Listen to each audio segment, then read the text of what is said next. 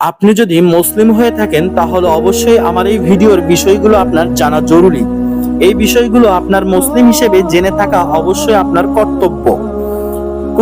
কুরবানি শুধু এক টুকরো মাংস দানই নয়, এটা হচ্ছে ত্যাগ, নিঃস্বার্থতা, আল্লাহর সন্তুষ্টি অর্জন, আল্লাহর ভালোবাসা লাভ করার এক বিশাল প্রতীক। কল্পনা করুন, একজন পিতা তার সবচেয়ে প্রিয় সন্তানকে আদরে লালন পালন করে যখন তার বয়স 10 কি 12, তখন সে সন্তানকে নিয়ে পাহাড়ের পথে হাঁটা দিচ্ছে। একটিও শব্দ নেই, শুধু চোখগুলো জলজল করছে। চোখের ভিতরে দেখা যায় আল্লাহর নির্দেশ পালনের দৃঢ় একটি সংকল্প। এটি হলো কুরবানি। কেবল পশু জবাই নয়, এটা এক আত্মত্যাগ আর এক প্রেমের ও ঈমানের পরীক্ষা। আজ আমরা জানবো সেই কুরবানির ইতিহাস, কুরবানির গুরুত্ব, কুরবানির নিয়ম, কুরবানির পশু নির্বাচন প্রস্তুতি ও প্রতিটি ধাপ সম্পর্কে পুঙ্খানুপুঙ্খানু জানাবো আপনাদের। একদিন হযরত ইব্রাহিম আলাইহিসসালাম স্বপ্নে দেখলেন তিনি তার সন্তান ইসমাইল আলাইহিসসালামকে কুরবানি করছেন। এই স্বপ্ন তিনি কয়েকদিন বারবার দেখেছিলেন। বারবার এই স্বপ্নটি দেখার ফলে তিনি বুঝলেন এটা কোনো স্বপ্ন নয়, এটা হচ্ছে আল্লাহর পক্ষ থেকে একটি নির্দেশ। তিনি ইসমাইল আলাইহিসসালামকে সবকিছুই বিস্তারিত জানালেন। আশ্চর্যের বিষয়, ছেলেটি বলল, পিতা, আপনি যা আদেশ পেয়েছেন তাই করুন, ইনশাআল্লাহ আমি ধৈর্যশীলদের মধ্যে থাকব। এরপরে সেই ঐতিহাসিক মুহূর্ত শুরু। চোখ বেঁধে ছুরি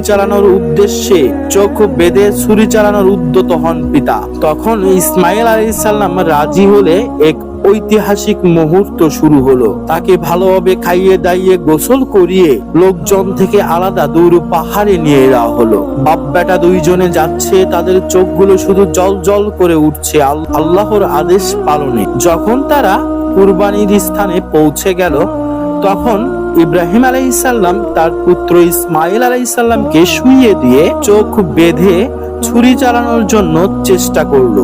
বারবার ছুরি চালায়, কিন্তু ছুরিতে গলার একটি লোমও কাটে না। আল্লাহ তাআলা তখন বেহেশত থেকে একটি দুম্বা পাঠান। সেই দুম্বাটি ছিল স্বাস্থ্যবান, সুন্দর, সুদর্শন দেখতে। তখন তারা বুঝতে পারলেন আল্লাহ তাদের পরীক্ষা করছেন। আল্লাহ তখন ইঙ্গিত দিলেন, এই দুম্বাটিকে তুমি কুরবানি করো। তোমার প্রেম, তোমার ত্যাগ, তোমার তিতিক্ষায় আমি খুশি হয়েছি। এটাই ছিল প্রথম কুরবানি। ইসলামে কুরবানির গুরুত্ব ও উদ্দেশ্য। কুরবানি মূল উদ্দেশ্য হচ্ছে মাংস খাওয়া নয়, আল্লাহর প্রতি আমাদের অনুগত্য, তাকওয়া প্রকাশ। কোরআনে বলা হয়েছে তাদের গোশত ও রক্ত আল্লাহর কাছে পৌঁছায় না, বরং পৌঁছায় তোমাদের তাকওয়া। সূরা আল হজ 37 নম্বর আয়াতে বলা হয়েছে এই কথা। রাসূল সাল্লাল্লাহু আলাইহি সাল্লাম বলেন, যে ব্যক্তির সামর্থ্য থাকা সত্ত্বেও কুরবানি করে না, সে যেন আমাদের ঈদগাহে ঈদের নামাজ পড়তে না আসে। এই কুরবানিটির সময় কখন, কবে ও কখন এই কুরবানিটি করতে হয়, আসুন জেনে নেওয়া যাক। কুরবানি করার সঠিক সময় হলো জিলহজ মাসের 10, 11 ও 12 তারিখে, কি ঈদুল আজহা নামে পরিচিত, যাকে আমরা বলে থাকি ঈদুল আজহা বা পবিত্র কুরবানির ঈদ। ঈদুল আজহার মাঠের নামাজের পরে শুরু হয়ে যায় কুরবানির কার্যক্রম। কাকে এই কুরবানি দিতে হবে? যিনি প্রাপ্তবয়স্ক মুসলিম, তার নিসাব পরিমাণ সম্পদ আছে, সোনা 7.5 ভরি, রূপা 52.5 ভরি সমতুল্য অর্থ আছে, তাকেই কুরবানি দিতে হবে। তিনি মুকিম অর্থাৎ বাড়িতে অবস্থানকারী। আল্লাহ তাআলা এই ব্যক্তিকেই কুরবানি দিতে বলেছেন। যার এই পরিমাণে সম্পদ নেই তাকে কুরবানি দেয়া লাগবে না, কিন্তু যখন তার এই পরিমাণে সম্পদ হবে তখন তাকে অবশ্যই কুরবানি করতে হবে। আপনার কুরবানির পশু কিভাবে আপনি যাচাই করবেন? গরু, ছাগল, ভেড়া, উট এসব কুরবানির জন্য বৈধ। অর্থাৎ চতুষ্পদ জন্তুর মধ্যে আমাদের গৃহপালিত যেগুলো রয়েছে, যেগুলোর মাংস খাওয়া হালাল, সেগুলোকে কুরবানি করার জন্য উপযুক্ত বলে বিবেচনা করা হয়েছে বা বলা হয়েছে। এর মধ্যে আরো কিছু কথা রয়েছে। শুধু চতুষ্পদ গৃহপালিত পশু হলে হবে না, পশুটি অবশ্যই সুস্থ থাকতে হবে, 2 চোখ কান পরিপূর্ণ থাকতে হবে, পশুর গায়ের কোনো অংশ খুঁত বা ক্ষত থাকা চলবে না। দাঁত ঠিকঠাক মতো আছে কিনা, পশুটি প্রাপ্তবয়স্ক হয়েছে কিনা এটাও দেখতে হবে। পা ঠিক আছে কিনা, হাঁটতে পারে কিনা, রোগাক্রান্ত কিনা, সবকিছুই দেখতে হবে।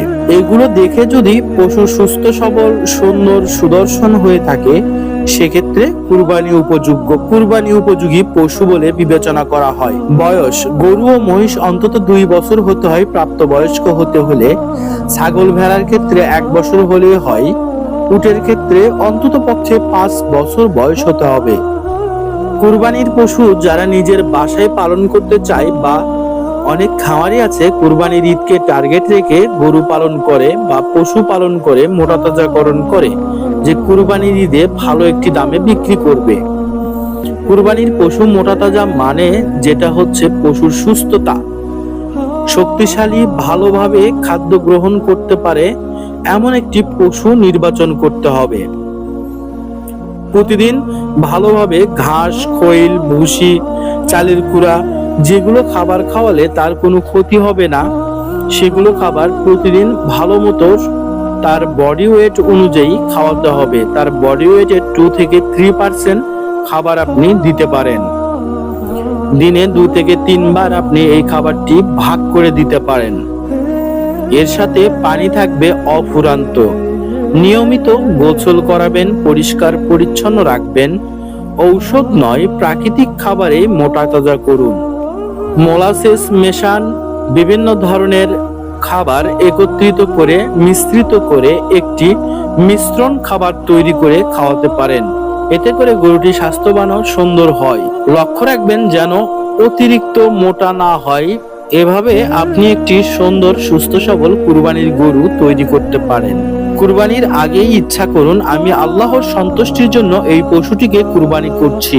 পশুকে কেবলামুখী করে শোয়ানোর পরে বলুন বিসমিল্লাহ, আল্লাহু আকবার, আল্লাহু আকবার। ধারালো ছুরি ব্যবহার করুন। সম্পূর্ণ রক্ত বের না হওয়া পর্যন্ত অপেক্ষা করুন। মাংস 3 ভাগে ভাগ করুন। আত্মীয় স্বজনের 1 ভাগ, গরিব দুঃখীর 1 ভাগ, পরিবারের 1 ভাগ। অবশেষে কুরবানি আমাদের শেখায় আল্লাহর জন্য সবচেয়ে প্রিয় জিনিসটি ত্যাগ করতে হবে।